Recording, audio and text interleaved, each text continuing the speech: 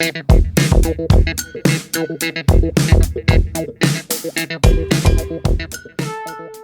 guys, what is up? This is Matthew Davis, me once again. Welcome back to another video game review. This time it is going to be on Ghost of Yotei, or Yotei, or whatever.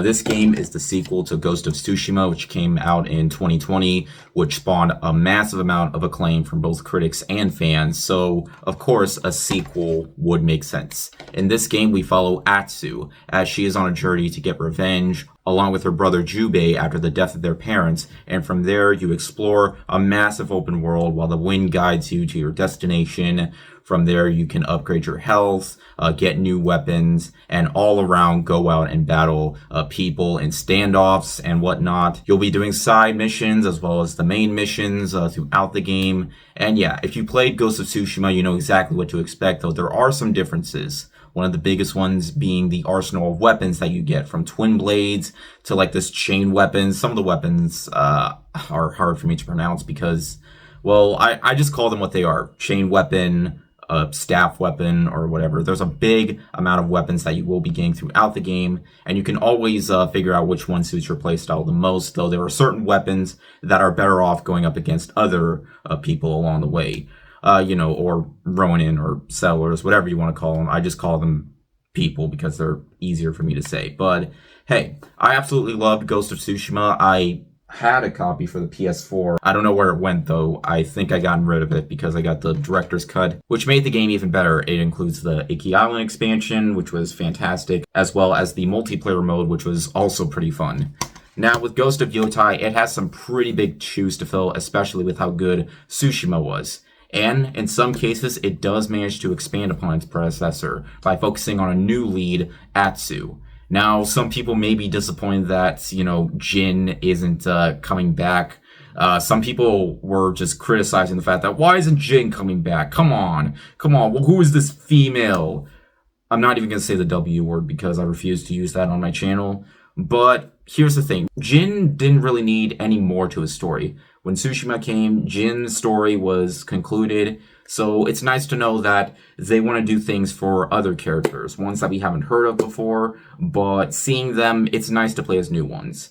And I really enjoyed playing as Atsu. I really liked her motive. I really liked how the storyline went, as sometimes it'll cut to flashbacks, specifically when you're in your homeland, as throughout the game you're going to be crafting other weapons or upgrade them in like this mini game fashion where you smith away using your DualSense controller, as sometimes it'll require you to use the touchpad, like when you're making fires and stuff. It's a unique experience. It wasn't always necessary, but it does separate apart from Tsushima a bit, and it never really felt tedious.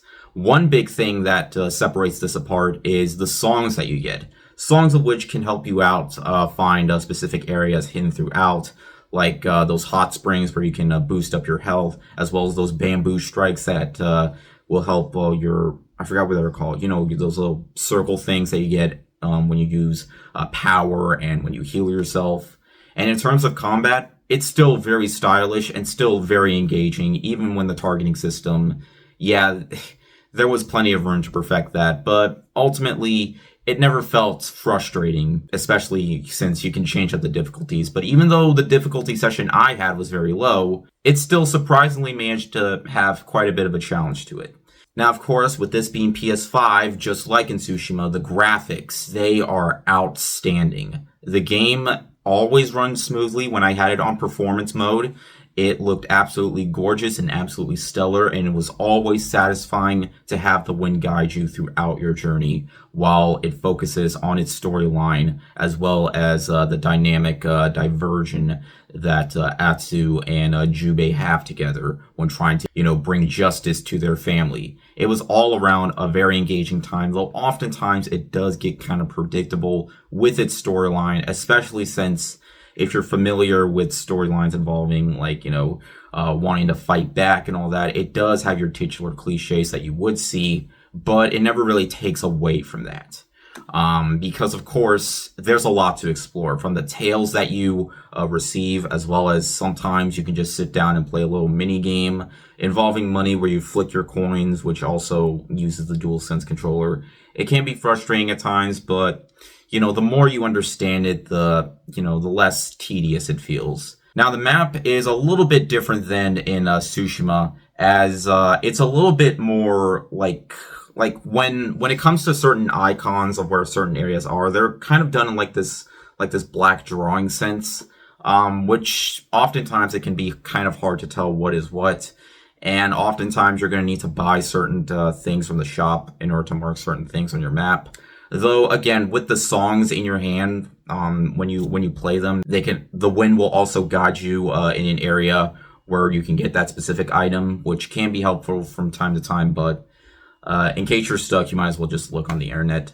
Also, once in a while, there'll be a bird that you can follow to lead you to a certain area that you haven't gone to yet. Also, another thing to expand the game a little bit is bounties. Bounties will be marked on your map in which you can get more rewards. If you do all of them, you will get a trophy for that. So I haven't done all the bounties yet. After beating the main story, I do want to go back and trying to get the platinum, even though I know that's going to take quite a while because there's over 50 trophies. I am halfway through with that, but that's not really important at the moment.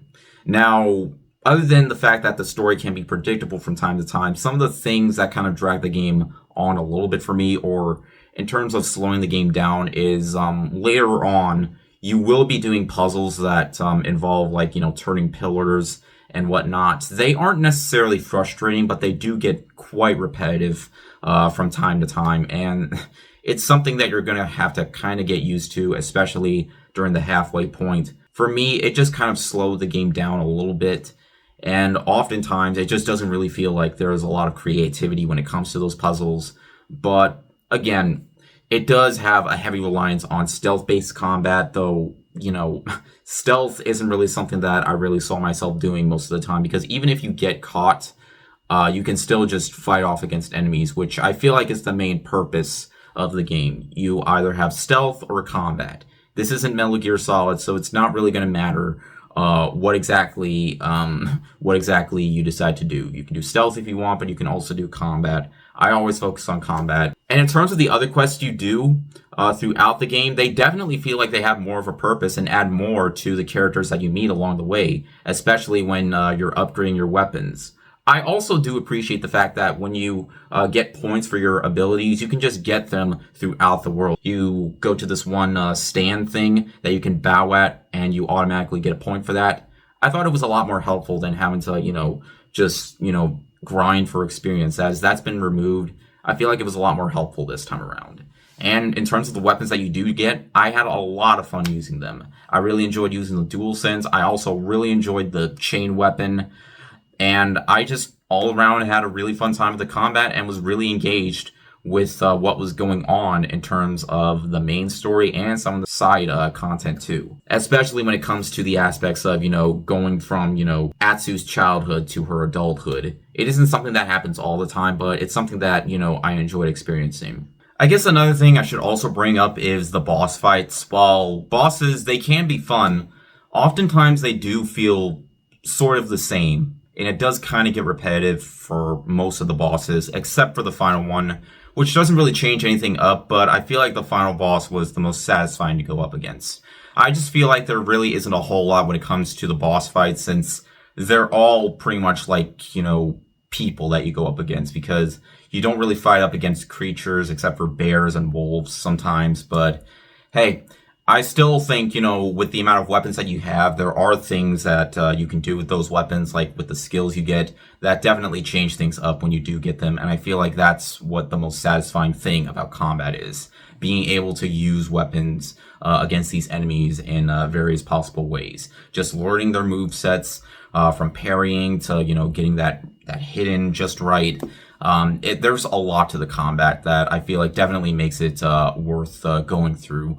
From going from one area to the next, to exploring the open world environment, to engaging with Atsu's storyline, as well as the characters that you meet. It's all around still a very engaging time. And in the end, guys, I really had a great time with Ghost of Yotei. It doesn't quite live up to what made everything that was great about Tsushima, well, great. bringing it into here, because there are some things that it kind of does a little bit worse than, but there are definitely things that I feel like do make it worthwhile. From its arsenal of weapons to the new characters, to the exploration, it still has that same sense of wanting to do everything that the game has to offer. If you are a fan of Tsushima, I definitely recommend checking this one out. As when I was playing as Atsu, it really started growing on me a lot, knowing the fact that, I didn't mind that I was playing as someone else instead of Jin. Because again, his story's concluded, so it's nice to see a new character come to the mix, someone we haven't seen before. So yeah, it definitely does things to separate apart from Tsushima, even though it doesn't always work in the way that I was hoping for. There's still a lot to love about Yotei. And I feel like for the most part, fans shouldn't be disappointed and should mostly get their money's worth, even though $70, it's pretty much the new normal. But as long as it's not $80, then I feel like, yeah, but still, there's plenty of things to this game that works. And I feel like Sucker Punch definitely had another winner here. I wanted to give it a 4.5 out of 5, but there were just some of those other instances, like with the story being a little bit too predictable from time to time, and those puzzles that kind of drag the game on a little bit. It does hurt it a little bit, but not enough where I just didn't want to keep playing. I still feel like there's a lot to this game that is definitely worth checking out. And I hope this becomes a trilogy, because this has proven to be one of PlayStation's best modern franchises. And I cannot wait to see if there ends up being more, because I would love to see more. But anyways, thank you guys so much for watching. If you enjoyed the video, make sure to like, maybe subscribe for more. You can also follow me on Twitter, Instagram, or maybe Blue Sky. Links in the description. And I'll see you guys later. Word out.